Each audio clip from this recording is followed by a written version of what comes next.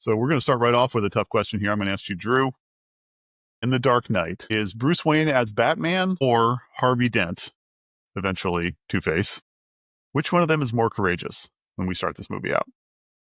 Okay, so there's a number of different things that come to mind when you bring up courage in this moment. We'll get to a definition of courage here in a second, but first off, I love the Harvey Dent arc here, right? Because from the beginning, you're getting all this foreshadowing, like every single line, both said to Harvey and that Harvey says is foreshadowing Two-Face from the beginning of this movie.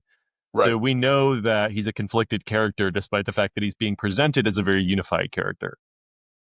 And of course, anybody who knows who Two-Face is before the movie also knows that. But either way, this setup of Harvey as this pristine character who can do no wrong, who is going to be the face of hope for Gotham, is great because it is the feel-good story that we want, right? That somebody is finally going to stand up to all of these thugs, the mob who has been oppressing the city, and we want somebody with a face to do that, not just Batman. We want what Batman did in Batman Begins to be able to continue to take hold in other people as well. The challenge is, right, that Harvey, the courage that he shows is there's a lot of bravado in it. You know, we have the moment where Batman just says that he's going to reveal who he is in order to succumb to the Joker's scheme so that no more people die. And yet, when it comes time to do it, Harvey's there at the press box about to make the announcement, and he's like, I'm Batman. Of course, big I am Spartacus vibes. Yes, yes. And it's great, though, because in a way, we actually like that he did that because it showed that he has a trust in something bigger than himself. He's actually willing to put himself in handcuffs and trust that other people are going to do the right thing in order to protect him in Gotham. Brilliant. The challenge is that when that eventual bravado, that bravery that he shows, reaches its testing point, it seems to falter, doesn't it? Because he's able to hold this brave face up until the end in the moment that he's there with Rachel, and one of them's going to die, just until he doesn't, basically. And when he wakes up in the hospital bed, the conflict has overcome him. And then we see that built upon now, and we see Batman. And Batman, who has kind of been a little bit conflicted throughout the entire movie, he's doing a lot of things for Rachel and for his relationship with Rachel, while also doing them for Gotham. You know, he does a lot of things that take a lot of courage, but now he's going to face his test. So now let's talk about the definition of courage here. And the definition of courage we're going to bring is from C.S. Lewis, a man who had a lot of great definitions of these leadership superpowers that we love. So as we introduce the leadership superpower of courage, Lewis said, courage is not simply one of the virtues, but the form of every virtue at its testing point, which means at the point of highest reality. Okay, I love this. So let's, before we get to the testing of the courage, I want to talk a little bit about the framing of this, right? So we see at the beginning of the movie, you could absolutely argue that Harvey is more courageous. They're both crusading against the mob in a city where that is a highly perilous proposition, right? But Bruce is doing it without telling anybody who he actually is, so nobody knows where he actually lives as Batman. And he's doing it from inside an armored suit and an armored car with a whole bunch of gadgets, right? And he's a billionaire who has a lot of resources to draw upon to put himself in a position to succeed. Harvey doesn't have any of those things. Harvey is a lawyer.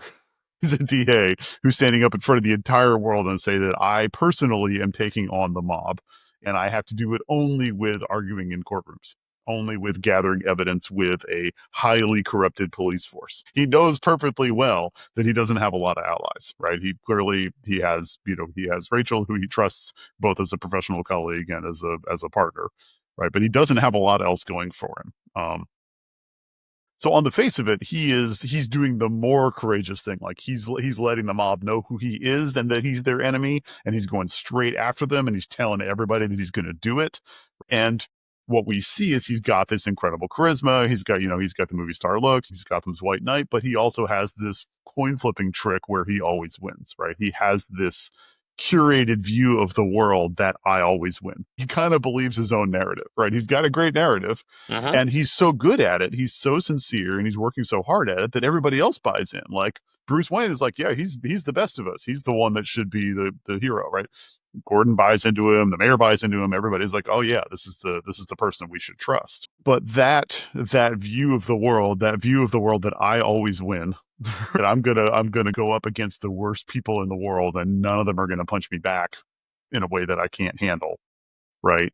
That does eventually fail, right? Like you said, when he gets to the real testing point, when he gets to the point where the world kicks back, not just by like fighting him in court or, trying to take his life, but actually like blowing up buildings and hospitals and murdering the woman he loves and like all this stuff, like and scarring him horribly. He can't process that, right? None of us could. Like normal human beings would absolutely break in that moment and would then believe that the world is a terrible and capricious and cruel and evil place, right? That would be a completely reasonable reaction to things, He's to not able the to experience that he submit has, right? his revenge. That's it. Right, He has to hold on to his own revenge instead of submitting it for the greater good. right. And yeah, and he just can't.